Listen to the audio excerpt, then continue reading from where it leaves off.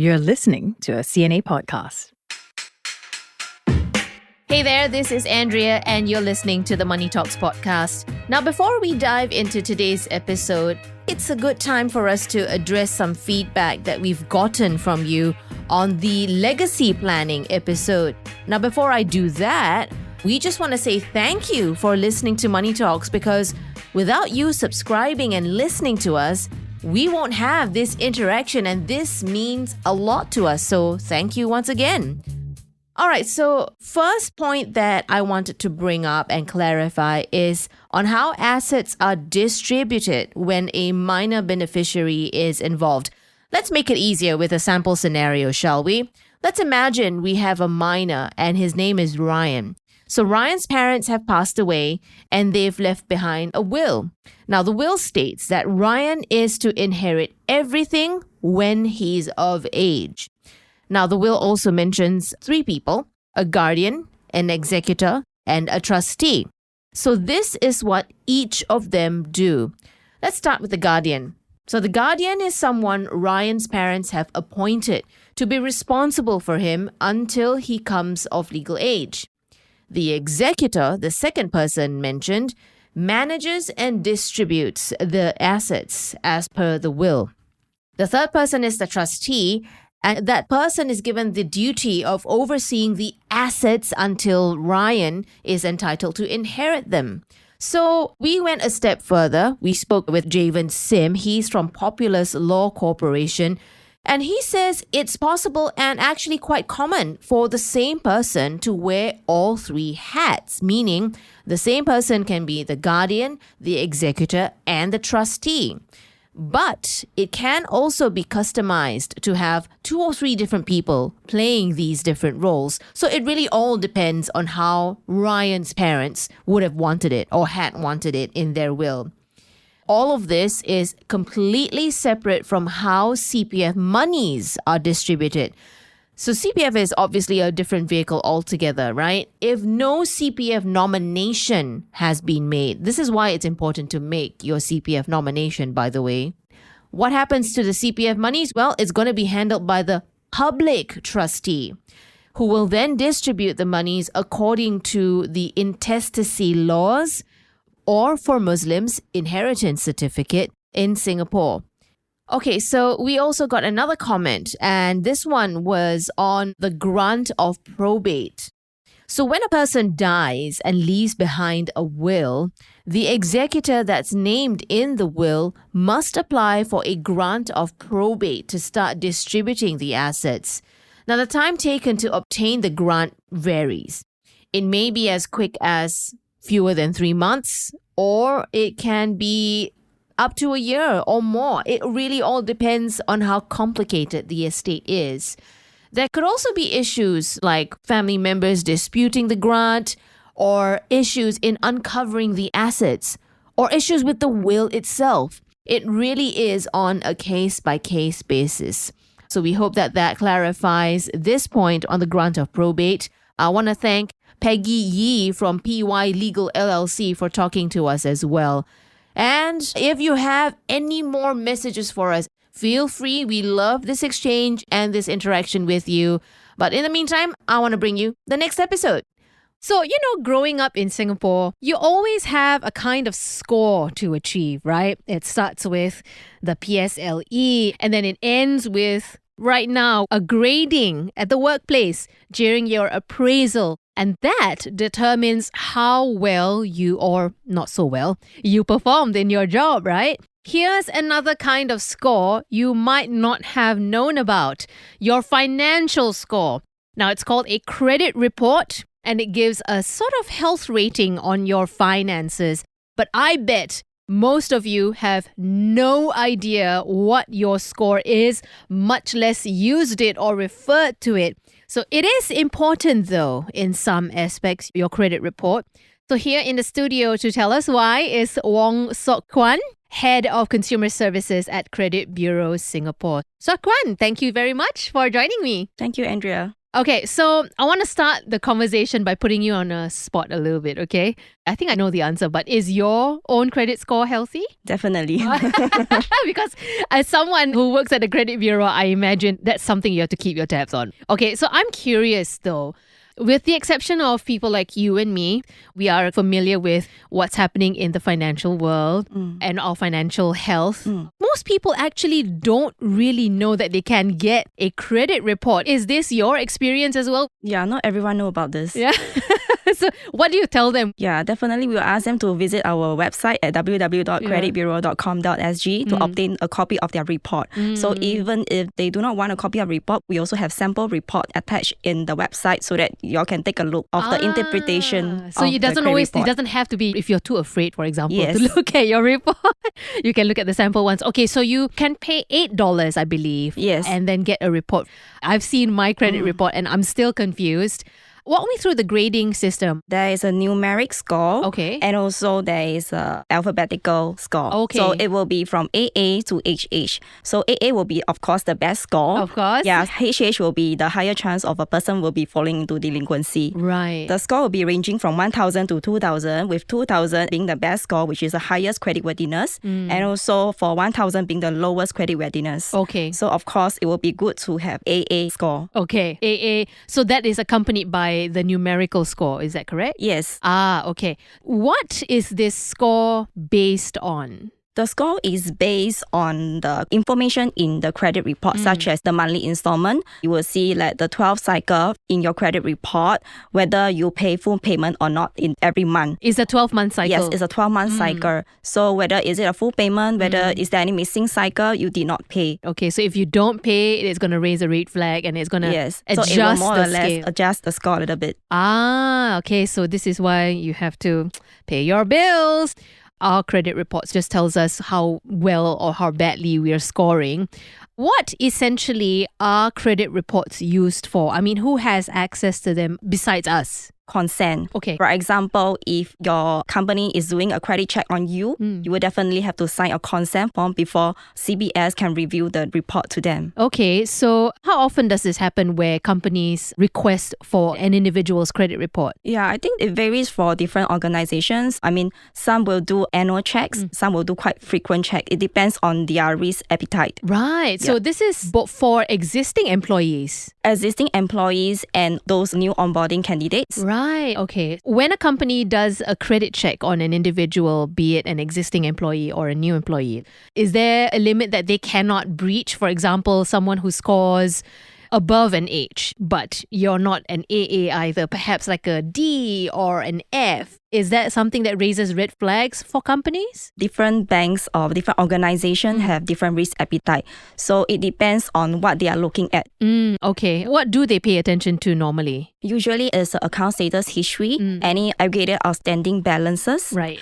and the amount of credit facility that you have. Right. Of course, the more credit facility you have, there is a chance for you to miss payment or forget your payment, which would eventually affect your credit behavior. Okay. Aside from companies, banks are also able to access our credit reports. Is that correct? They still need your permission to do that. Yes, just like when you apply for a credit card, you do sign authorization for them to pull your credit report. So without any authorization, the bank is unable to do so. Okay. So I've seen my credit report before, as I mentioned earlier, and it's a really technical sheet, right? A piece of paper with a lot of codes, a lot of digits. So let's talk about how to read a credit report. First and foremost, what's the most important data point to zoom in on? Yeah, so I have a credit report here with me right now. Okay, a sample, right? Yeah, so of course, at See, the it's first a lot page- of words. Yeah, so the first page is just your personal data, personal details. We'll focus more on this account status history. Right. So for the first row, we'll show the type of credit facility you have, such as bank loans, credit cards, and unsecured credit. So Right. any mortgages loan will also appear in this section. Yeah, I see HDB loan there as well. Yes. So obviously, each month that you pay your loans, your credit cards, that number is going to change every month, right? So what else am I seeing on this credit report? Yeah, you will see that there is this section under previous inquiry. Uh-huh. You will see that, okay, the bank is reviewing on you on your existing credit facility or if there is any new application. Right. So for this new application, we have to take note that we should refrain from apply too many new credit facility at a short period of time. Oh, okay. Yes. What do you mean by short? How short is short? How short, it depends on the risk appetite from the bank. So if a person applying, for example, 10 credit facility within 1 month, so it shows that this person require a lot of credit within a short period of time. Right. Yes. So it will more or less affect the credit score if you have too many new application in this section. Okay, so don't apply for too many credit facilities in a short period of time. Okay, what else do you think is the most important data point here in the credit report? Yeah, actually all the parts plays a little role in achieving the credit score. So there is also a section showing aggregated outstanding balance and your monthly installment. Ah, okay. Yes, so these are the aggregated outstanding balance, which the lenders can tell, okay, what is the current total outstanding that you have with all the banks and FIs. Why is this important to the people who are viewing this report? Is it meant to show that I'm paying my bills regularly? Yeah, so to assess the person's creditworthiness, whether did they pay on time all the time and whether can they afford within their credit limits. And obviously, we know that paying our bills in full is a big benefit to us. If we don't pay in full and we roll that credit, but we are regular payers, that's also okay, right? Yeah, that will be okay, but not advisable? Not advisable because this will also be reflected in the account status history, full payment or not. So if there is end throughout, it means that this person has not been paying full every time. Right. Yes. Okay. And that's a pretty big warning as well, right? For whoever's reviewing their credit. Okay. So if we have a less than sparkly credit report, right? You will find that we're unable to apply for a new loan, for example, because our credit report's not looking very good. How would you recommend we use our credit report to review our own financial habits? Of course, if we are in debt, we need to try to prioritize which are the credit facility that we need to pay off first. Okay. For example, if credit card is the one that imposes more interest rate, we should pay the credit card first so that the interest will not be rolled over to become snowball amount, which we are unable to pay. If the amount becomes snowballed and we are unable to pay it and the bank loaded a default, then it will be reflected in this default section. And the default is a bankruptcy as well? Or is that different? It's different. It's just that they are unable to pay off their credit facility and they will negotiate with the bank to come up with a settlement amount. Okay. The other thing that I discovered is that the fact that I have no credit, and that can actually be a bad thing. So when you don't have enough of credit activity and the credit report gives you a grade, is that grade an AA or an HH? So it wouldn't be fall into this AA to HH range. So it will be classified as a non-score risk grade, which the consumer will be awarded with a CX score. A CX, okay. Yes, so it defines that it has a insufficient credit history to enable the credit score to compute a score for these individuals. Okay. So is this CX grade good or bad? It depends on the lenders, what they are looking at. It basically tells the lenders that this person does not have a credit profile at all. Yeah, probably a fresh grad. I see. Or someone like me who took long to pay off a debt and then just didn't have any more credit cards after that, right? Yeah. Bear in mind that if you just rebuild your credit, there's no fast track to it because it takes time to rebuild your credit. In the credit report, it shows the past 12 cycle at a point of time when you retrieve your report. So we have to slowly build up the credit score, and it depends on individual because the credit score will look into all parts of the report, not just only on the account status history. It will look in the profile as a whole. The credit report shows a 12-month cycle, correct? How often does the grade change, say if a certain duration of time has elapsed and you've not paid? Okay, the score will be only generated if you put out your own report at a point of time. When you did not put out your report, the bank will continue to load the payment cycle and there wouldn't be any score. Right. So if I buy my report in January, it gives me that score for that period. It just reflects the live score. Yes, correct. And then later on, and then I don't pay my bills for about 2 months. So by the time April comes around and I download my April credit report, then it will show a different score. It may or it may not. Depends on your credit behavior. For example, during that period, did you apply any new credit facility? Applying too many credit facility during a short period of time will also impact on the score. I understand that it takes some years for your sort of record to be clean again after you've paid off your debts. And you did say rightfully that the credit bureau looks at how you grow that credit again, right? Which is an indicator of financial health. Why does it take so long? Different consumers have different issues of repaying their debt. Probably some miss a few cycles, so they take shorter time to rebuild. But for example, for some, they have been missing for the past 12 cycles and did not make payment in full, which explain why they need longer time to build up their credit profile. So maybe answer this question that I have then. Why is it important for us to have some kind of credit on our name? Yeah, so that we can see whether is this person a good payment master or not, whether can they pay bill on time every time, and also how good are they in managing their own finances. Okay. So how often should we be checking our credit health? How often should we be paying this $8 and downloading this credit report? I feel that you yourself would know that whether you have been paying or not. So if you have been paying, then your score would definitely be improving. Okay. How often do you check your credit report? To be honest, I don't do checks on my own credit report.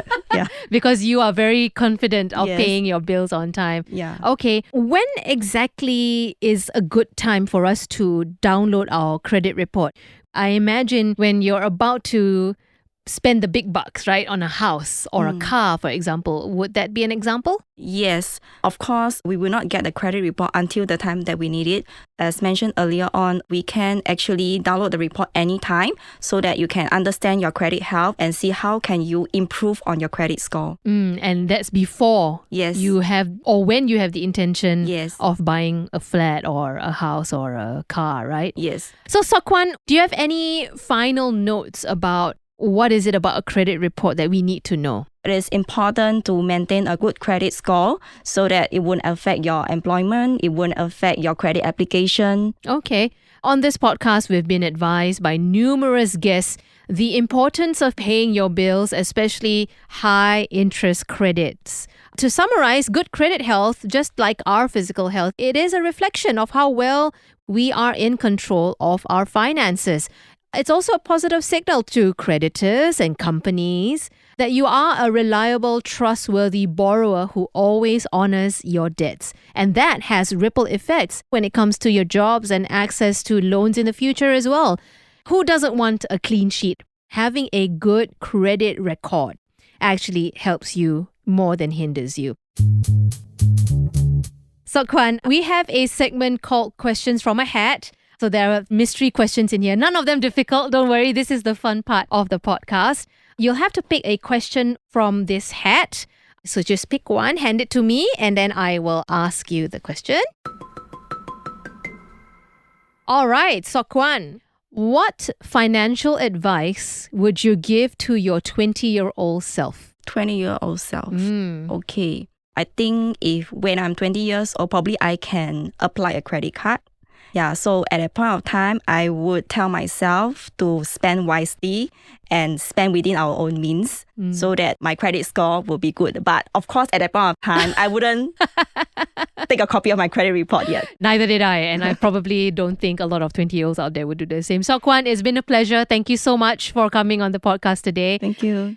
And hey, listener, we hope there was something in this conversation that was useful, that taught you something about checking in on your financial health. It doesn't hurt to go into www.creditbureau.com.sg. That's where you can download your credit report for just $8. If you have any thoughts or questions about this episode, please just send us a message. Money Talks is available on Apple Podcasts, Spotify, and YouTube Music. Don't forget to rate us if you're enjoying the podcast. Big thanks to the team, Crispina Robert, Tiffany Ang, Junaini Johari, Joanne Chan, and Saya Wind. I'm Andrea Heng. Thank you for listening to Money Talks.